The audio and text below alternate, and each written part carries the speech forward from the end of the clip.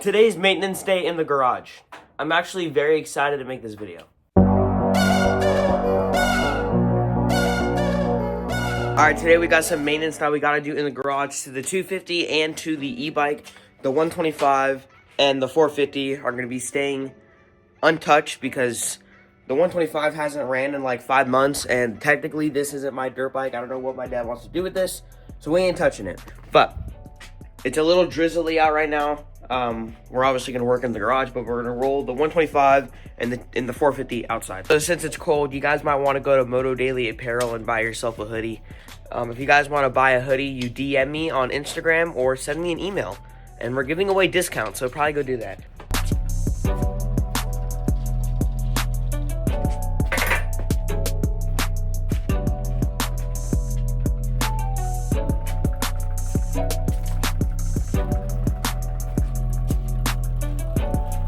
We're actually gonna roll out the 250 because we're gonna work on them one at a time.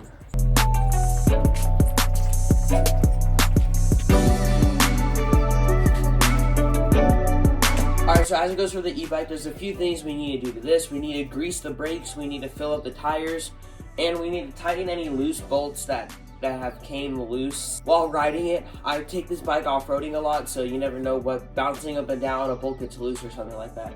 Also, we're gonna clean it a little bit because it's pretty dirty. When I say grease the brakes, what I do is I take WD-40 and I spray it in certain spots. If you guys are gonna go in the comment sections right now and shit on me for what I'm about to do to this e-bike, I've had this e-bike since May of last year. I've been doing what I've been doing with it for a decent amount of months. Nothing's happened to it. Also, if you guys are gonna go in the comment section and complain about how I make my videos, don't watch them. But I mean, thank you for giving me views and making me money, but seriously, don't watch them.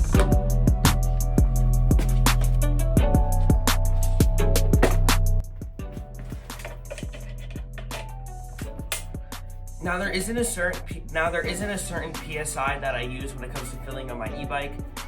I kind of just know when it's done based off of the feel of the tire. But you don't want to overdo it because one little movement or bounce on your bike and your tube will pop. It's 9 in the morning right now. I feel bad for my neighbors.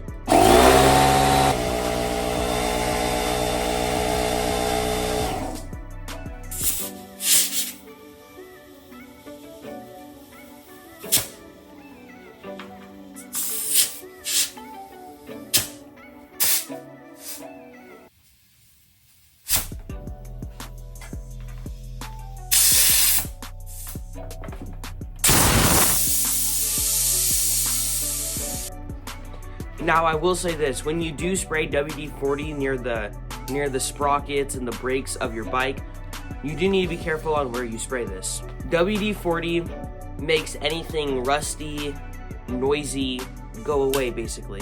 If you open a door and if it creaks when you open it, if you take WD-40 and you put it on the hinges, it's not gonna creak anymore. That's what I'm doing to my e-bike. Because over time, every time you pedal, you hear it making noises and creaking. So you spray some WD-40 on it and it'll go away for a little bit. So the main place where you want to put this is going to be the gears, both in the front and the back, depending on what gears you have.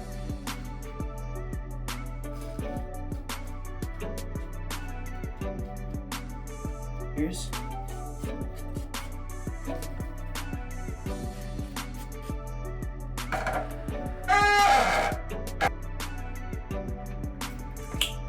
All gone.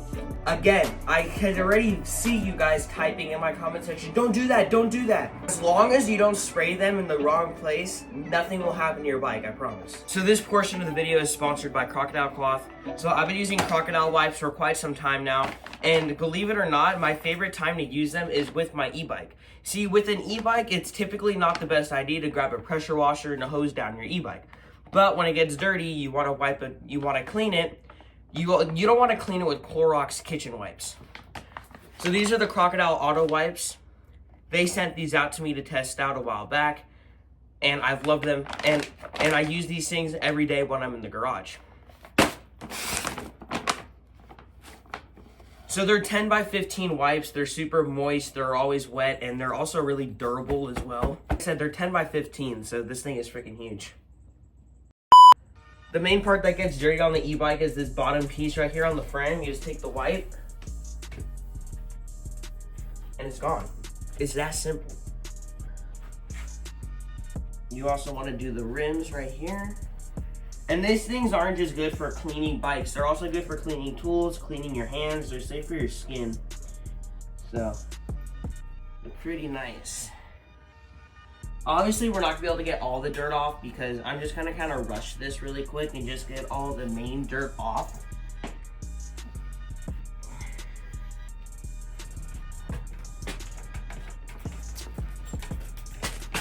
Now it's time for the KX.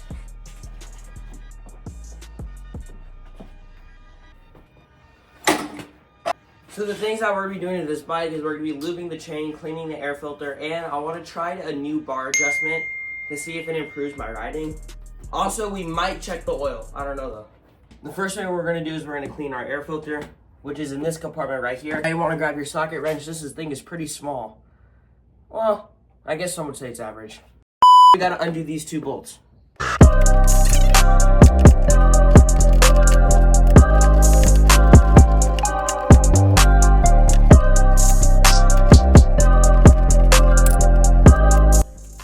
Now that we got both of these screws out, we could pop off our side panel. And now your air filter will be exposed. But we're not done. As weird as this sounds, you don't have to do this, but I like to take the seat off on when I'm doing this. Even though you can just stick your hand here and do it, but I've tried to put the air filter back in with the seat on, and it's really hard because it's so tight. You can lift up your seat. Slide that right off. Sur-on riders, this is called an air filter. I know all you guys have is big batteries, but this is called an air filter. For all the Sur-on riders out there, I just want to clarify that. You guys learned something today, congratulations. Unscrew this pin right here. Now, we do change our air filter once every time in the beginning of the season. Obviously, we're not going to change it today, we're just going to clean it.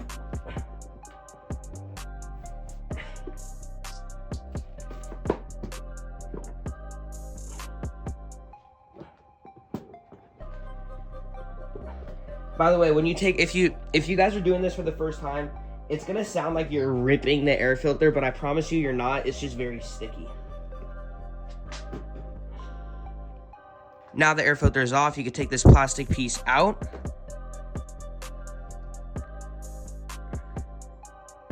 You could also clean this piece if you want to, but you kind of want it to be sticky so the air filter stays on it and it doesn't get loose while you're riding.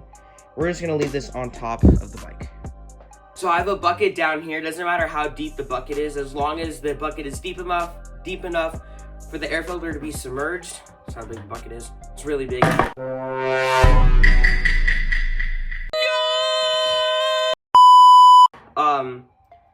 Now there's definitely two ways you can clean your air filter. If you're just cleaning it up, or if you're really deep cleaning it. Now, if you're just gonna clean it up really quick like what I'm gonna do, all you need is soap and water.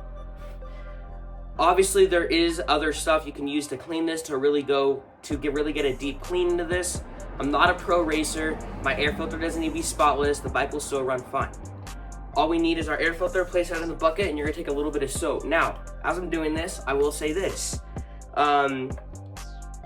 It can be very scary cleaning your air filter for your first time because this air filter needs to be dry before you put it back in the bike. If this air filter is wet and you put it back in the bike, it's not going to be good for it. Fill it up all the way. Just make sure the air filter is submerged.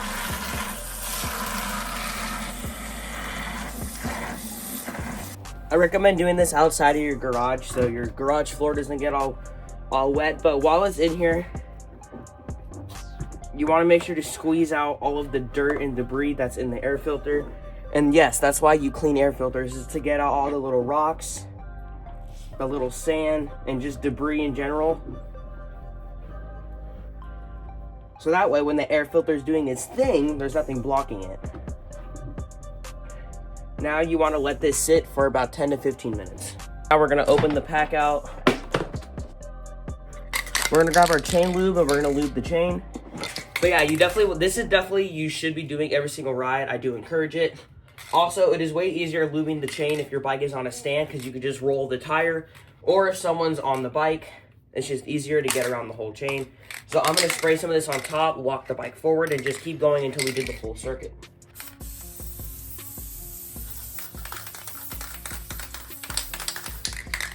it.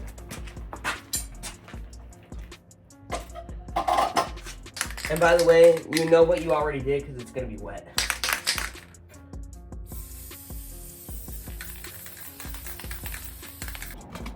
And just like that, you could tell we didn't miss anything because the whole chain is wet. Alright, so right now we're going to try a new bar adjustment for me. I've been needing to bend my elbows more when I ride, and sadly, I hate having my bars rolled back, but if it's going to get me used to having my elbows bent, we're going to have to do it. So when it comes to adjusting your bars, you don't really need to take the bolts all the way off. You just need to make it loose enough to the point where you can roll the bars back or forward, whichever way you want. Bolts closest to the gas tank we have unscrewed, and then these bolts closest to the number plate we left tight. But right now we can roll them back and forth in whichever way we want. We're gonna roll them back just slightly.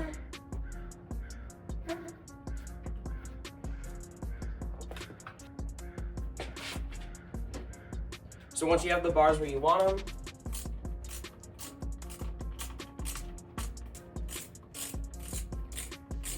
believe it or not, I'm actually not looking forward to this new bar placement because I hate having my bars rolled back. But like I said, when it comes to riding motocross, your elbows need to be bent, and that's something I struggle with. Alright, so it's been about 10 minutes. I mean, you guys can just see, I'm not really, it's not the air filter that you have to worry about, it's the inside of it instead of the outside. But that is way cleaner than what it was before, and we're going to dump this water out, and we're going to see how dirty it is. First, you want to squeeze out all the water. Just like that. We'll set it up here. Normally, you let this air dry outside, but it's raining, so that's not going to work. Now look at all this dirty water.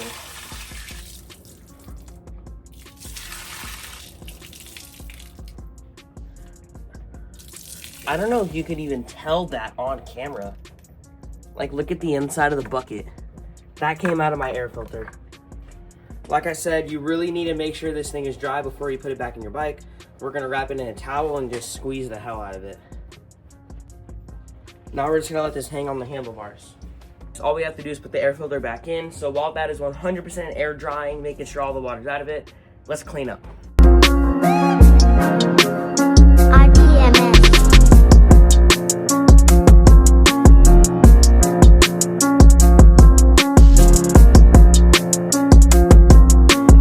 This air filter is dry. There's not one thing of water coming out of this. It's dry, it's sticky. That is way cleaner than what it was before, which is good. Now let's put this back in here. And if you look at this plastic piece, you can kind of see there's a shape right here with this being the bottom, then it coming up and curving at the top, and it's gonna make the same shape as your air filter. So you take it, and you wanna make it so where this hole is lined up with this hole right here. And then these little flaps right here, you want to make sure they poke and stick on top of these right here. Just like that. Now there's also another shape that's going to replica this. You can just see the shape of where the air filter needs to go. You have the bottom right here and then the top. And make sure you don't put it in straight up and down. It's got to go in at an angle. So we're going to put this in at an angle. We're going to stick it in right here. And by the way, this is the reason why I like taking off the seat, because if we didn't, this would be the only room we have right here, trying to fit that in there, and you wouldn't be able to stick your hand up there.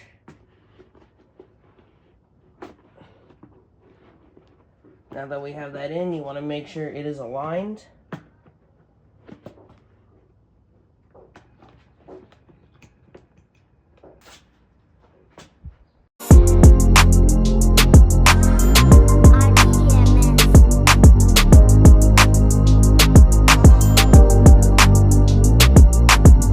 Just like that, the 250 and the e-bike got a little maintenance done to it. With the e-bike, we greased the brakes, the pedals, the wheels, the gears, and we filled up the tires with air, and the bike got a little cleaned up. With the 250, we got a new bar adjustment, which I'm not excited to try out. We cleaned the air filter, lubed the chain. I didn't need to check the oil today. I did it off camera. Well, okay, that didn't make sense. I did check the oil off camera, and it's fine. We're going to roll the 450, the 125 back in the garage because I feel bad because they're sitting in the rain. But yeah, that's it. See you guys later.